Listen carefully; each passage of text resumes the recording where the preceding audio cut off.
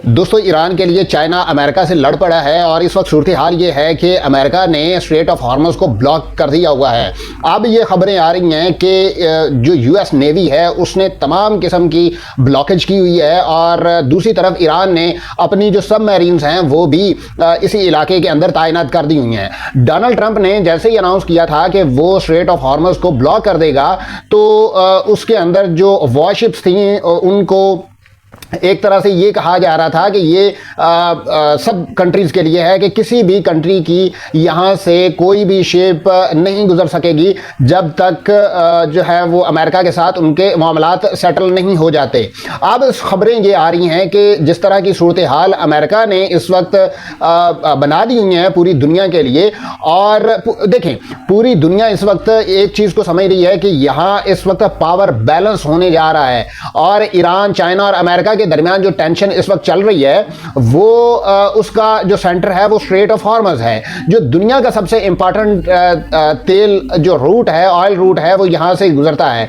यानी जो सूरत हाल इस वक्त बनी हुई है पूरी दुनिया के अंदर, इससे एक तरह से ग्लोबल क्राइसिस भी पैदा हो सकता है। और ग्लोबल क्राइसिस के साथ साथ जो सबसे इंटरेस्टिंग चीज मैं आपके सामने रखना चाहता हूं वो इस बार अमेरिका एक जस्ट सुपर पावर को डायरेक्ट चैलेंज किया गया है अमेरिका की ये ईरान की तरफ से और चाइना की तरफ से, और इस तरह की सूरत हाल कभी नहीं हमने देखी पूरी दुनिया के अंदर, या कभी नहीं हमने सूरत हाल को एनालाइज किया।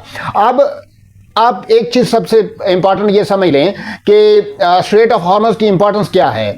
सबसे पहले तो आपको ये पता होना चाहिए कि जो ये नैरो पैसेज आप देख रहे हैं, आपको पता है कि ईरान का बॉर्डर जो है ईरान इसको कंट्रोल करता है, तो उसका सबसे ज्यादा जो ऑयल सप्लाई है वो इसी रूट के जरिए से होता है, और मिडल ईस्ट जो है वो सबसे ज्यादा ऑयल प्रोड्यूसर्स जो हैं वो इसी रूट का इस्तेमाल करते हुए अपनी ऑयल जो चीजें हैं वो दूसरे मुल्कों तक लेकर जाते हैं। अगर यहां ब्लॉकेड हो जाए तो ग्लोबल इकोनॉमी जो है वो एक तरह से शेक कर जाएगी और सूरत हाल जो इतनी वर्स्ट हो जाएगी कि आपको जो है वो एनर्जी चूक पॉइंट जो है वो सबसे ज़्यादा ये है, और इसी सूरत हाल की वजह से आपको मुश्किलात जो है वो आ सकती हैं। यानी अगर यहाँ कंट्रोल हो जाए तो आप इनडायरेक्टली दुनिया की इकॉनमी को कंट्रोल कर सकते हैं, और यही चीज़ जो है वो ईरान इस वक्त कर रहा है। ईरान की इस वक्त स्ट्रैटेजी क्या है कि वो स्मार्ट जो है वो कंट्रोल हासिल कर चुका है और वो उसने फुल ब्लॉक नहीं किया, वो अपनी मर्जी से जिसको जाने देना चाहता है वो जाने दे रहा है, और जिसको जाने नहीं देना चाहता वो वहां पे फंसे हुए हैं। और खास तौर पे अमेरिकन और इजरायली और दूसरे जो जो शिप्स हैं वो वहां पे फंसे हुए हैं। ईरान ने शुरू से एक स्मार्ट स्ट्रेटजी अडॉप्ट की थी और उसने पूरा रूट बंद नहीं किया था बल्कि सिलेक्टिव कंट्रोल किया था। ईरान का अप्रोच ये था कि सिर्फ जो यूएस और इजराइल के टैंकर्स हैं उनको रोका जाए, बाकी कंट्रीज को पे उन्होंने टूल लगा दिया था और वो टूल अदा करके वहां से गुजर रहे थे, और वो अलाउ कर रहे थे कि अगर आप टूल दे सकते हैं तो आप जा सकते हैं। अपनी जो सॉवरेनिटी है उसको भी वो इस वक्त देख रहे हैं और वो पूरी दुनिया के साथ ट्रेड भी कर रहे हैं, और यही उनके पास एक बहाना भी है कि हम यहां से एक अच्छा रूट लेकर जा रहे हैं। ये एक बैलेंस्ड स्ट्रेटजी भी जहां पे ईरान और चाइना जो है वो अपनी पावर दिखा रहे हैं, और अननेसेसरी जो ग्लोबल बैकलैश है उससे भी इस वक्त वो बच रहे हैं, और वो किसी सूरत भी दुनिया के साथ क्रैशेस नहीं बनाना चाहते। अब जो अमेरिका का ब्लॉकेड प्लान है वो एक तरह से आप कह लीजिए कि अमेरिका जो है, डोनाल्ड ट्रंप ने जिस तरह से अनाउंस किया था कि यूएस नेवी जो है हार्मज़ को कंट्रोल करेगी और उसका फुल ब्लॉक कर देगी उस स्ट्रेट ऑफ हार्मज़ को, तो इसका मतलब क्या था? इसका मतलब यह था कि कोई भी शिप बिना यूएस नेवी के परमिशन के वहां से नहीं पास हो सकता और ना गुजर सकता है। अमेरिका खुद डिसाइड करेगा कि कौन वहां से गुजरेगा, कौन नहीं गुजरेगा, किसको इजाजत होगी। ईरान के कंट्रोल का चैलेंज जो है उसको किया गया था डोनाल्ड ट्रंप की तरफ से। यह एक बहुत बड़ा जो है वो स्टेप है, और क्योंकि इसका जो डायरेक्ट इंपैक्ट है वो इंटरनेशनल ट्रेड पर होगा, और अमेरिका का प्लान ये था कि कंट्रीज जो हैं वो मजबूर हो जाएंगे और उससे उससे क्या होगा, उससे डेफिनेटली ये होगा कि जिन कंट्रीज की ब्लॉकेज होगी वो अमेरिका का साथ देंगे और ईरान पर एक तरह से प्रेशर बिल्ड होगा, और प्रेशर भी इस तरह का कि जिसको ईरान वो सस्टेन नहीं कर पाएगा। ग्लोबल जो कंट्रोल है वो अमेरिका के हाथ में आ जाएगा, लेकिन ग्राउंड रियलिटीज मेरा ख्याल है कुछ और हैं। ग्राउंड रियलिटीज जो हैं वो डिफरेंट हैं। अब इस पे चाइना का एक अजीब किस्म का रिएक्शन आया है और गेम चेंज एक तरह से मूवमेंट बन चुकी है। जब अमेरिका ने ब्लॉकेज की बात की तो सबसे स्ट्रांग रिएक्शन जो है वो चाइना के आया, और चाइना के जो डिफेंस मिनिस्टर हैं उन्होंने क्लियर मैसेज दिया अमेरिका को कि चाइना के ईरान के साथ ट्रेड एग्रीमेंट्स हैं और चाइनीज शिप जो है हार्मोज से गुजरेंगे, और अगर किसी ने रोकने की कोशिश की तो उसका एक स्ट्रिक्ट रिस्पांस दिया जाएगा अमेरिका की तरफ से। ये एक सिंपल स्टेटमेंट नहीं था, ये एक स्ट्रेटजिकल वार्निंग थी, और ये एक तरह से डायरेक्ट चाइना ने अमेरिका पे ये वार्निंग दी थी कि अगर आप लोग हमें रोकेंगे तो इसके आपको कॉन्सिक्वेंसेस भुगतना पड़ेंगे। अब अमेरिका अगर चाइनीज शिप को रोकता है तो डायरेक्ट अमेरिका और चाइना का कॉन्फ्लिक्ट हो सकता है, और सिचुएशन जो है वो जो इकोनॉमिक्स से जो मिलिट्री लेवल है उस पर एस्केलेट कर सकती है। यहां से गेम कंप्लीटली चेंज हुई, और उसके बाद क्या हुआ, उसके बाद चाइनीज जो टैंकर्स हैं वो वहां से गुजरना शुरू हो गए।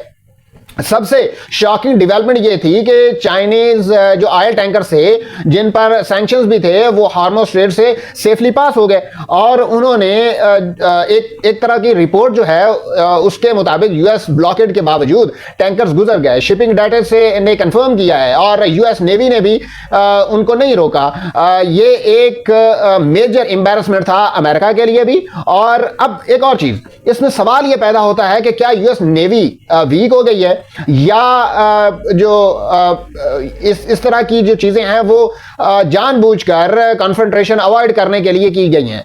तो इसका जवाब है कि यूएस नेवी जो है वो प्रेशर में आ गई है। मेरा एनालिसिस ये है, रिपोर्ट्स के मुताबिक अमेरिका ने मिडल ईस्ट में अराउंड 16 वॉरशिप्स जो हैं वो इस वक्त डिप्लॉय किए हुए हैं, लेकिन प्रॉब्लम ये है कि जो पर्शियन गल्फ है उसमें स्ट्रांग जो प्रेजेंस है वो नजर नहीं आ रही अमेरिका की तरफ से।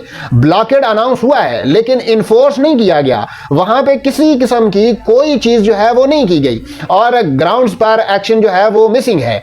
इसका मतलब क्या हो सकता है, इसका मतलब यह है कि अमेरिका इस वक्त प्रेशर में है और पूरी दुनिया उसका साथ नहीं दे रही जिस तरह से उसको देना चाहिए, या फिर वो सिचुएशन के एस्केलेट नहीं करना चाहता कि अगर हम यहां पे इस तरह की कोई चीज करेंगे तो हो सकता है कि वॉर जो है वो एस्केलेट हो जाए।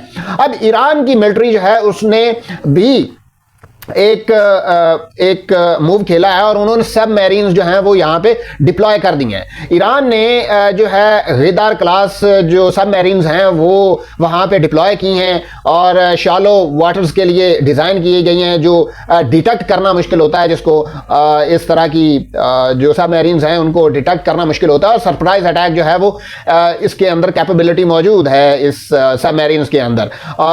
अब ऑर्डर क्लियर था, अगर कोई दुश्मन शेप ऑफ वाटर में आया तो डिस्ट्रॉय कर दो।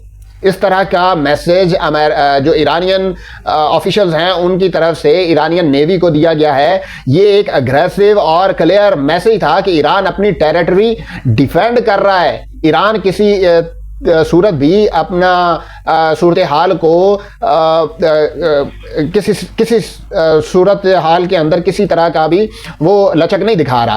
अब ये पहली बार नहीं है जब ऐसी सिचुएशन बनी है, पहले भी यूएस नेवी ने इंटर करने की कोशिश की थी, ईरान ने वार्निंग दी थी और यूएस नेवी को फिर वापस हटना पड़ा था। इस तरह की सूरत हाल ये बनी थी। ये इंसिडेंट ऑलरेडी दिखा चुका है कि ईरान अपने वाटर्स में जो वाटर्स पे कंप्रोमाइज नहीं करेगा, अपनी टेरिटरी पे कभी भी कंप्रोमाइज नहीं करेगा। सबसे इंटरेस्टिंग बात यह है कि सिर्फ चाइना और रशिया ही नहीं बल्कि यूरोपियन कंट्रीज जो हैं वो भी इस पर रिएक्शंस दे रहे हैं। इसमें जो ब्रिटेन हैं वो भी रिएक्शन दे रहे हैं, और अमेरिकन के ब्लॉकेड प्लान के वो इस वक्त खिलाफ हैं।